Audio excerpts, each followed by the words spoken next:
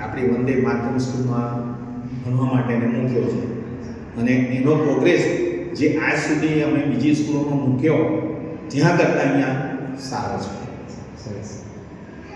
Good છે. હા, એનો પ્રોગ્રેસ ગુડ છે અને ઘરે પણ એ મહેનત કરે છે. તમારા ટીચરોથી એ મહેનત કરતો થયો છે એવું મને લાગે છે. તો તમે બીજા પેરેન્ટ્સને શું સજેશન આપી રહ્યા છો? આ બીજા જે કોઈ પેરેન્ટ્સને વાત કરીએ અમે અને એ લોકો એમ કહે કે આવતે સાલથી અમે અહીંયા આ સ્કૂલમાં આ દીપને જોઈને મૂકી શકીશું, તો આપણે એને કહીશું, અમે કહીશું કે ભાઈ આ સ્કૂલ બધી સ્કૂલો કરતાં સારી છે. બરાબર? બીજું તો શું કહેવું? હે, બીજી સ્કૂલો કરતાં તો મને સારી લાગી. એટલે આ મારો ઓપિનિયન છે. હવે બીજા ટીચર બીજા વાલીઓનો શું ઓપિનિયન પર આધાર રાખે.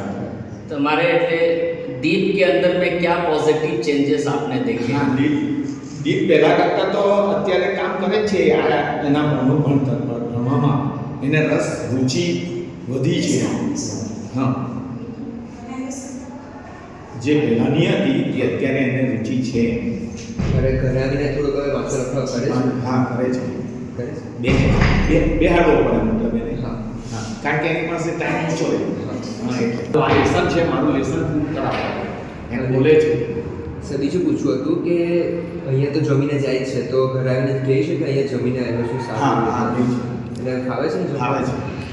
એને પણ એક પ્રોબ્લેમ શું છે, એને બટકુસનો પ્રોબ્લેમ.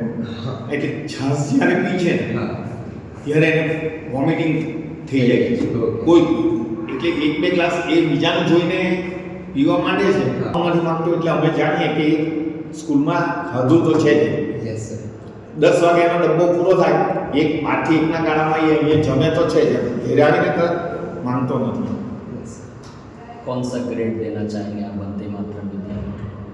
उसका 70% જેવું એનો પ્રોગ્રેસ આગળ છે. હા, આપણી સ્કૂલમાં દીપનો તમને 70% પ્રોગ્રેસ વધારે દેખાય છે. વધારે દેખાય છે.